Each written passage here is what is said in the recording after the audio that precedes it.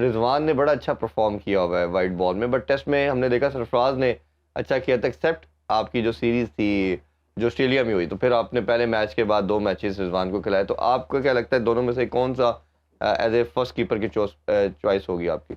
देखिए, अगर दोनों को हम कंपैरिजन करें तो ये एक हमारे पास अच्छी चॉइस है कि रिजवान की पास भी हमारे पास ऑप्शन है और सरफराज भी हमारे पास ऑप्शन है। अगर कंपैरेटिवली कीपिंग के पॉइंट ऑफ व्यू से देखें तो रिजवान शायद सरफराज से ऑन प्रेजेंट सिचुएशन शायद बेहतर कीपिंग करते हैं। लेकिन जो बैटिंग के पॉइंट ऑफ व्यू से देखें, ऑस्ट्रेलिया में नो डाउट सरफराज की इतनी अच्छी परफॉर्मेंस नहीं रही, और उसमें आप कह सकते हैं कहीं ना कहीं जिस तरह की तेज़ पिचेस होती हैं ऑस्ट्रेलिया में, उस हवाले से अब सरफराज की एज भी काफ़ी is almost in the twilight of his career, तो इतने शायद उनके रिफ्लेक्सेस तेज़ नहीं। लेकिन जिस तरह की गेम सब कॉन्टिनेंट में होती है, सब कॉन्टिनेंटल पिचेस हैं, उस हवाले से आप सरफराज को चांस दे सकते हैं। उनकी जो परफॉर्मेंस रही है टेस्ट क्रिकेट में पिछले 2 साल में, पाकिस्तान की या सब कॉन्टिनेंटल में जो मैचेस जी। हुए हैं उसमें उनकी अच्छी परफॉर्मेंस रही है। तो ये एक इंटरेस्टिंग चॉइस होगी कि इसमें से किसना लेना है, लेकिन मेरे ख्याल में आपको सरफराज को मौका देना चाहिए। उनके पास टेम्परामेंट है और वो स्पिनर्स को, और जिस तरह ये पिच, आपको इस बात को भी मद्देनजर रखना चाहिए कि ये जो टेस्ट मैच है ये होगा अगस्त में। जी। अगस्त में जो तारीख में बहुत कम टेस्ट मैच खेले गए हैं पाकिस्तान के अंदर, और ये बहुत ही एक्सट्रीम ह्यूमिड और हॉट किस्म का वेदर होगा, तो उस हवाले से आपको स्पिनर्स का बड़ा रोल होगा। स्पिनर्स को जो अच्छा खेलेगा वो सरफराज मेरे ख्याल में शायद बेहतर खेलते हैं रिजवान से, और पाकिस्तान की सिलेक्शन में भी मेरे ख्याल में स्पिनर का बड़ा इंपॉर्टेंट रोल है कि आप किस स्पिनर से आपको खिलाते हैं। साजिद की आपके पास ऑप्शन है और अबरार की आपके पास ऑप्शन है, और शायद आपको 2 स्पिनर्स के ही लेके जाने पड़ेंगे, क्योंकि अगर जिस तरह की कंडीशंस हैं फास्ट बॉलर्स के लिए ज़्यादा लंबा स्पेल कराना शायद पॉसिबल ना हो। जी। तो ये आपको चीज़ें फैक्टर कंसिडर करनी चाहिए। अदरवाइज अगर आपका स्क्वाड देखें या प्लेइंग 11 देखें तो टेस्ट की मोर और लेस हमारी एक कंसिस्टेंट प्लेइंग 11 है। शान ऑब्वियसली कैप्टन करेंगे, बाकी Saud Shakeel lower down the order, Babar Azam 1 down, और सारा सलमान अली आगा है सलमान अली आपके आगा पास। है। या फास्ट में अब देखना ये है कि हमारे फास्ट बॉलर्स कैसा परफॉर्म करते हैं इस तरह के ह्यूमिड और हॉट कंडीशंस में। शाहीन की कैसी फिटनेस है, शाहीन है, नसीम हमारा परमानेंट फीचर है, और आमिर जमाल के हवाले से मैं ज़रूर आपका ओपिनियन चाहूँगा।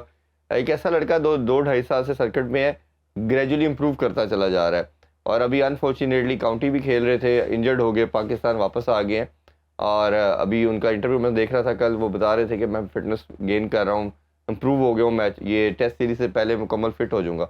तो ऐसे प्लेयर को, क्योंकि पाकिस्तान अब्दुल रज़ाक और हमने देखा उसके बाद कोई परमानेंट फीचर के तौर पे नहीं आया। फ़हीम पे हमने काफ़ी इन्वेस्ट किया, उसके अलावा भी अभी हमने वसीम जूनियर पे किया, बट कोई अपनी परमानेंट प्लेयर्स को सिमेंट नहीं कर पाया। तो आप आमिर जमाल को कैसे देखते हो, और इसको टेस्ट के अलावा ओडीआई और T20 में भी आप क्या समझते हैं कि ऐसे प्लेयर को होना चाहिए?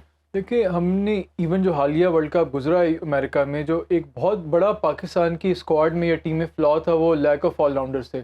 जो हमारे ऑलराउंडर्स थे भी, जिस तरह शादाब है या इमाद हैं, वो इतना कंसिस्टेंटली परफॉर्म नहीं कर रहे थे। शादाब बॉलिंग से में बड़ा अंडर परफॉर्म कर रहे थे, इमाद से बैटिंग में इतनी अच्छी परफॉर्मेंसेज नहीं की जा रही थी, और ये बहुत बड़ा एक हमारा मिडल ऑफ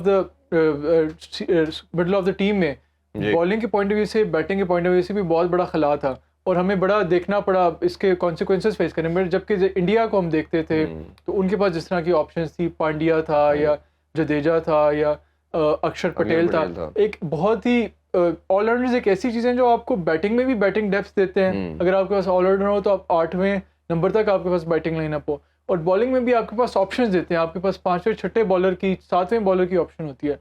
तो इस हवाले से हमारे जो पॉलिसी मेकर्स हैं या प्लानर्स हैं, उनको चाहिए कि हमने एक अच्छे ऑलराउंडर्स, माजी में हमारे पास बहुत अच्छे ऑलराउंडर्स रहे हैं, अब्दुल रज़ाक रहा है, अज़हर महमूद रहा है, और इवन सकलैन और वसीम भी बैटिंग कहीं ना कहीं थोड़ी बहुत कर लेते थे। एक ऐसे एक बॉलिंग ऑलराउंडर के शेप में थे, शोएब मलिक थे ऑलराउंडर। लेकिन अभी जो हालिया हमारी स्क्वाड है उसमें ऑलराउंडर की कमी बड़ी हमें महसूस हो रही है। तो इस हवाले से आमिर जमाल ने ग्लिम्पसेस दिखाए हैं, सलमान अली आगा भी ग्लिम्पसेस दिखाए हैं।